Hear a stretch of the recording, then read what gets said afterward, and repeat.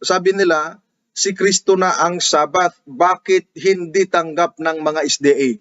Si Kristo na ang Sabat, bakit dinideny ng mga Seventh-day Adventist? At kinote ko po yan mga kapatid, dito po sa tanong ni Siling Maharang, no? Parang Bicol siguro to. Pag sinabi Siling Maharang, no? Parang sili na maanghang ba mga kapatid, no? Lagay mo nga tidan sa screen, no? Sabi ni Siling Maharang diyan, no? Si sili na maanghang, parang ganon. Bakit dinideny mo, sabi niya sa akin, bakit dinideny mo Kristo na hindi siya ang Shabbat sa New Testament? Oh, di ba? Ang ganda mga kapatid, no? No? Bakit dinidinayan niya? Ayan.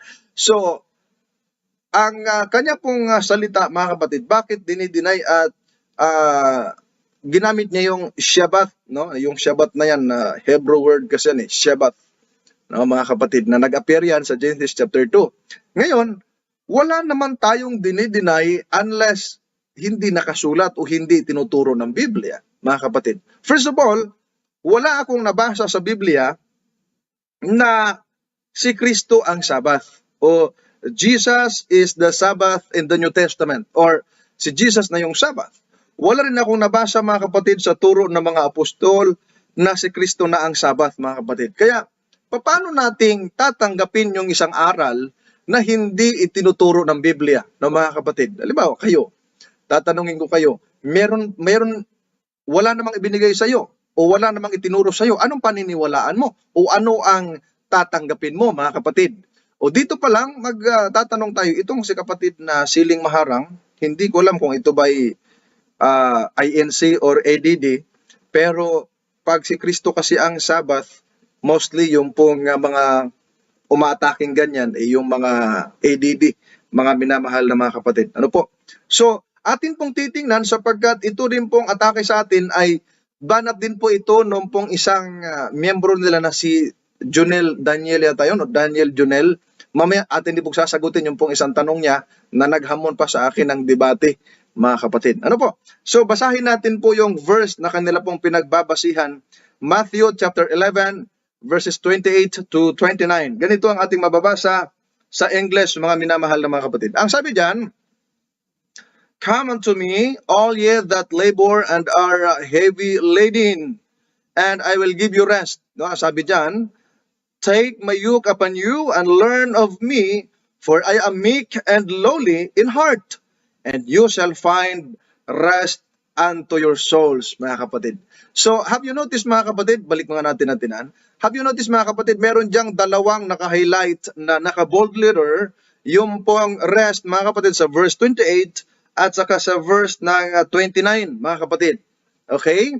So, kung ating papansinin mga kapatid, ang sabi diyan, ginawa nating English kasi hinahanap nila yung salitang Sabbath, no? Si Jesus na yung Sabbath sa New Testament. Therefore, wala kasi akong nabasa sa New Testament na directly nagsasabi na Jesus is the Sabbath of the New Testament.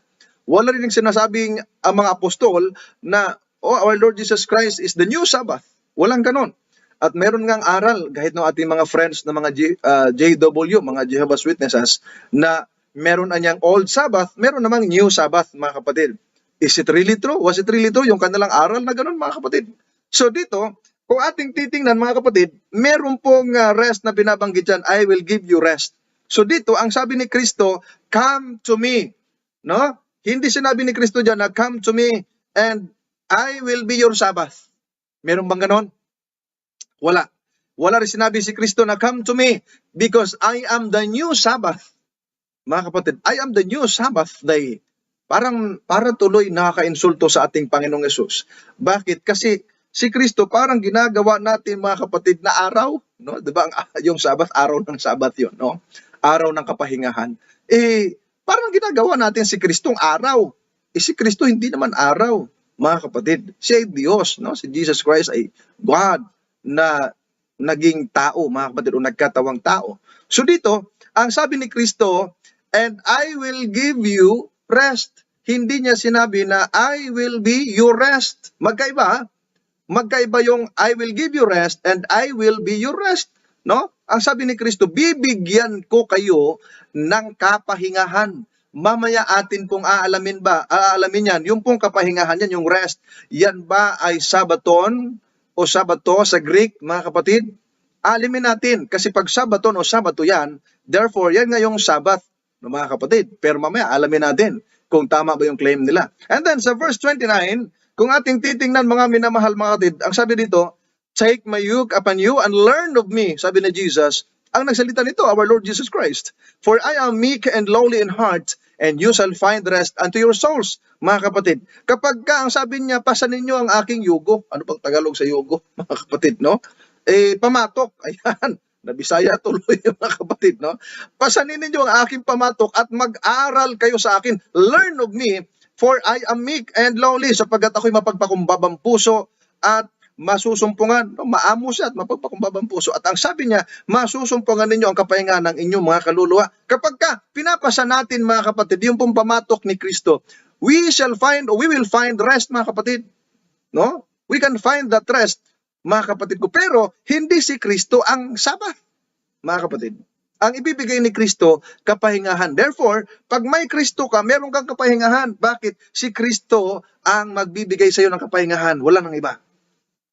Okay? Kapag may Kristo ka na, tinanggap mo na ang ating Panginoong Jesucristo, mga minamahal na mga kapatid, masusumpungan mo yung kapahingahan. Bibigyan ka niya ng kapahingahan. Magpapahinga ka sa iyong kasamaan. Magpapahinga ka sa paggawa mo ng kasalanan. Magpapahinga ka sa mga bagay na hindi nararapat at susunod ka sa ating Panginoong Jesucristo. And of course, pag mayroon kang tunay na Kristo, ay of course, mangingiling ka ng 7th day Sabbath. Bakit? Bakit mangingili ng 7th day Sabbath? Because Christ is the Lord of the Sabbath. He is not the Sabbath. Okay? Si Jesus ang Lord of the Sabbath.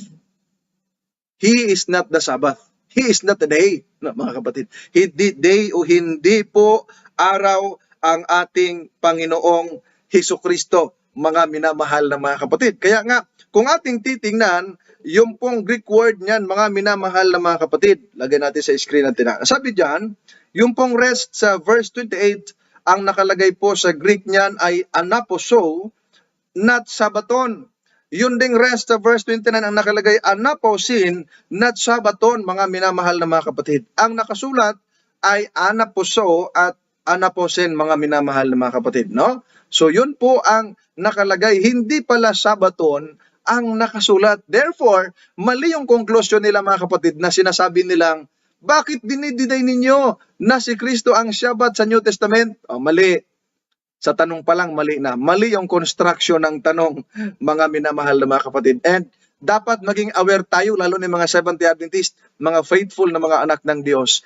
Maging aware tayo sa kanila pong mga tinatawag nating pamimilipit ng talata, mga kumbaga tinutwist nila mga kapatid yung mga aral na nakalagay sa banal na kasulatan. Kaya nga kung ating titingnan mga minamahal na mga kapatid, ang nakasulat, I will give you rest. Sino magbibigay? Yung pong ating Panginoong Jesucristo. Yung bang ating Panginoong Jesucristo, siya yung Sabbath?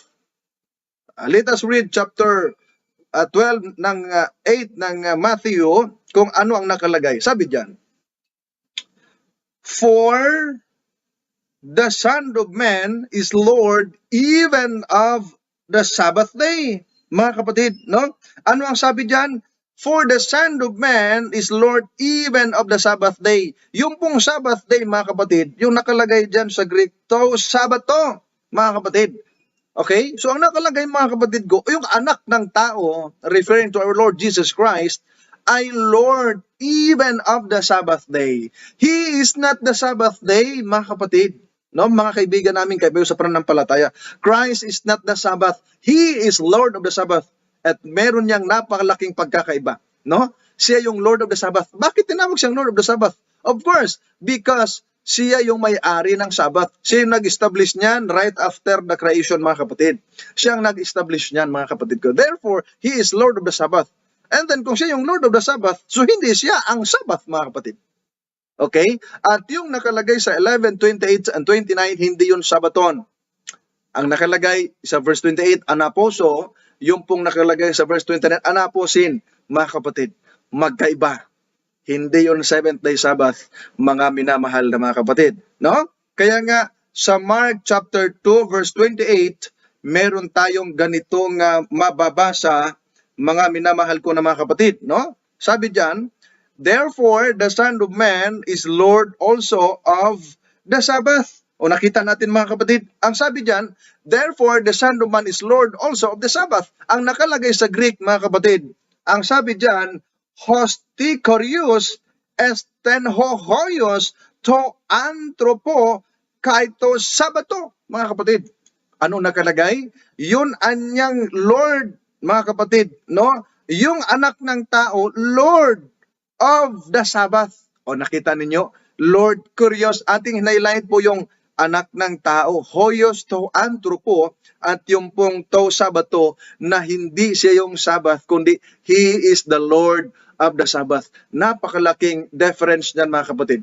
Kung ang mga kaibayo lang natin sa pananampalataya, o kayo mga kapatid, kaibigan namin sa pananampalataya, kung kayo lamang po ay open sa inyo pong mind, kung kayo lamang ay talagang tunay na nagsasaliksik ng katotohanan, inyong maunawaan at inyong maalaman with the help of the Holy Spirit, yung pong katotohanan na yung Sabbath hindi si Kristo, kundi siya ang Lord of the Sabbath. And ang sabi ni Kristo, come to me and I will give you rest. Kailanman hindi sinabi ng talata, come to me because I am your rest. Walang ganon.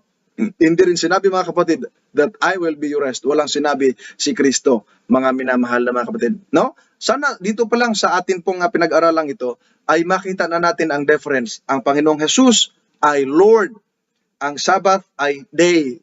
So mayroong pagkakaiba mga kapatid. No? And then pagka lalapit ka kay Kristo, bibigyan tayo ng kapahingahan. Pagpapahinga ng ating kaluluwa sa paggawa ng kasamaan, paggawa ng kasalanan, paggawa ng mga bagay na hindi na ayon sa kalooban ng ating Panginoon. And of course, pag may Kristo ka, meron kang Sabbath day na yun yung Sabbath day. Dahil si Kristo, siya yung Lord of the Sabbath,